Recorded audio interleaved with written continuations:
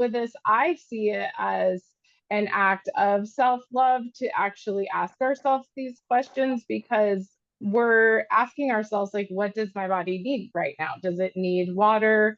Does it need food? Does it need sunlight? Does it need rest? Does it need hard work?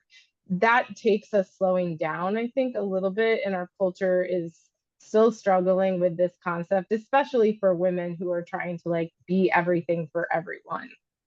Yeah. Yeah, or being at a social gathering and having like the wherewithal and the emotional intelligence to do exactly what you just said about slowing down and asking yourself, well, just because everybody else is diving into this food, do I really want it? And that's not to put any kind of a stigma on a social eating situation, but it's like a lot of my clients will say, I'm going to a social thing and there's going to be dessert. I don't really want it anymore because I don't crave that much anymore. How am I going to get around that? And it is just slowing it down, having that self-love. Like, I completely agree with what you just said about that. It's respecting yourself to ask yourself, am I just going to pile it in, or do I really even want it? And that is, I think, an emotional intelligence level that should be desired, to have that Yeah, internal curiosity to ask yourself those questions before you just go with it. yeah.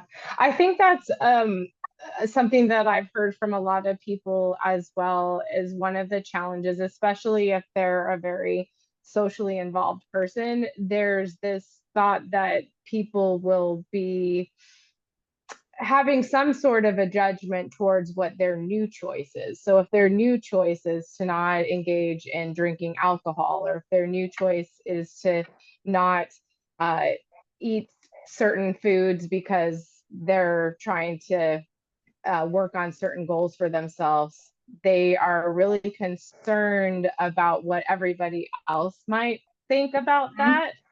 And I think this is another place for, again, it happens to men too, but I think for women who maybe we have this people pleasing mentality, or we don't want to offend anybody, uh, just kind of, I guess, being prepared for the discomfort that comes from lovingly, in a loving way, saying yes to ourselves and Right. saying no to something that, the truth is, most of the time, I think it's in our heads that the other person cares that much about it. Yes.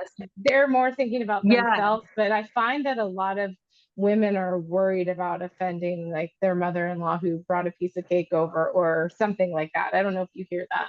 Yeah.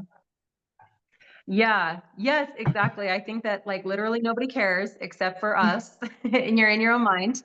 I mean, it's nice to have moved a little bit past that, but yeah, we just put it out there, and you're blocking yourself from getting curious about what you're really needing. And that is another thing that I think it all sort of happens together, right? Like, you start making the small habits, you start making little mindset changes, you start realizing what you really want